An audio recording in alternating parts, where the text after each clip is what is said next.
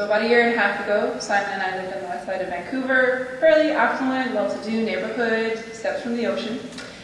But we really wanted to serve the Aboriginal community, and unfortunately there isn't much of one in West Vancouver. So we looked to East Vancouver, and we made that decision. That's where we wanted to go. So without a job, without an apartment, we gave notice to our landlord, and we had 15 days to move out, and we had no idea where we were going to go, except we wanted to go into one particular neighborhood. And we put our lives in Baha'u'llah's hands, and the confirmations did come. We found employment in the area, we found an apartment about 4 blocks from the neighborhood that we wanted to serve. And since that time, we've been very blessed. What's happened has been truly amazing. When we started, we wanted to serve the Native community. So we looked at Native housing, and we started a children's class in a Native housing unit. There's about 5 children that came the first time, and it has since grown to about 15 children. And it's not easy. I know many of you have experienced that. It's very painful, just like birth can be. When something new comes into the world, as much as you love and you look forward to it, it's a very painful and long process. So we went through that. Several days, weeks went by, and eventually we established a very close relationship with 2 of the families. And that multiplied as we were introduced to their families and their friends that lived in the building and within the neighborhood. What we've created is it's not that we created a new community that we invited them to or that we were invited to. It's something completely different. It's a community that's now based on service, that's based on the activities of children and junior youth. And it's been a year and a half. And since we began this, there's about 20 families that we are involved with at least over 100 people that we are interacting with, all based on these core activities. So the children's class is really the heartbeat of this village, of this community that has been created. And again, these are all First Nations Aboriginal children. They love to pray and they love Abdul Baha. When we say our prayers, the children, actually that's most of the children's class, it's about half of it, 20, 30 minute prayer sessions with children, 15 children. They all want to say more. They don't want just the children's class or the children's prayer books, they want the adult prayer books, they want the longer prayers. And they sit so beautifully and they pray so sincerely for their families, for the welfare of their community. And the way that they love Abdul Baha, within one class, they're so attached to him and to his spirit. I'll share with you a few examples. One day we had a newcomer come to the class, and we said our prayers, and they ended with saying, this is a prayer from Abdul Baha. And this boy was like, who's this Abdul Baha person?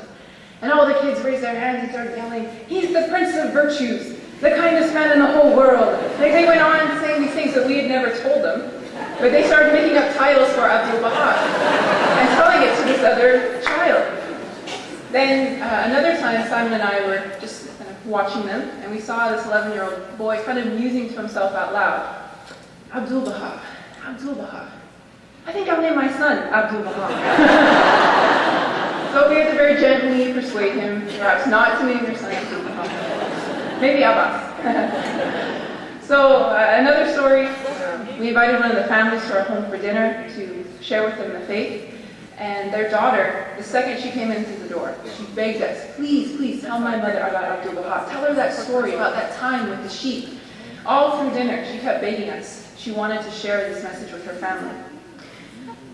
So in the building, that's the community that we have created. But it's also expanding beyond that community now. We are expanding the junior youth group that originally began with 2 participants from this building. We went to talk to one of the junior youth and her mother. We explained the scope and the purpose of the program. And the mother told us that she was so happy with the growth in her daughter that she sees now that not only is her daughter able to stand up at school when she's bullied, but she stands up for other children as well. The mother was pretty close to tears when she was telling us this. So with her support, the mother's support, we gathered a list of names of the junior youth's friends. We went on a Saturday with the junior youth and knocked on the doors of all of her friends and invited them to the program. And in the following week, there were 10 young girls coming to the group. And since then, every week, there are more and more that are coming because they are inviting their friends. They're so eager. This group meets twice a week, Monday and Wednesdays, 2 hours each session. The girls come to our house. Sometimes, actually, we came home on Wednesday. School gets out at 1:40 for them. And we came home around 3 o'clock. The group starts at 4. And we found a group of 6 girls sitting in the hallway of our apartment building. How they got in, we don't know. But they've been waiting there. 13 Native housing units in Vancouver, and we are welcomed in all of them. And it is very clear that these are Baha'i children's classes, and the door is open.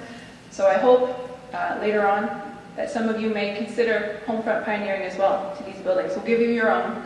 It can be all yours, and we'll help you get started. But in this new building, again, the same enthusiasm and dedication. We found out before the meeting that 2 of these girls had gotten into a physical fight.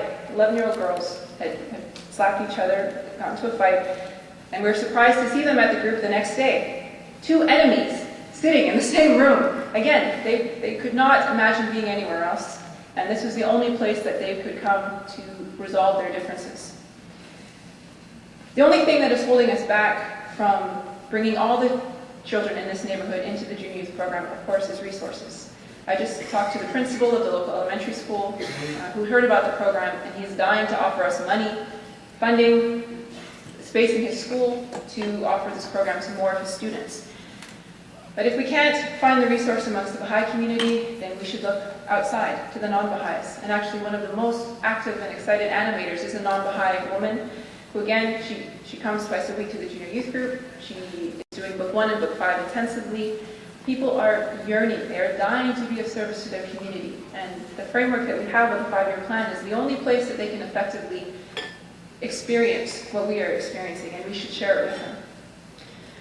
So finally, some of the factors that have contributed to the success of this community, this new village that we've created, is how long we persevered. It took 1.5 years really to get to where we are now. How much energy we focused on the building, on friendships.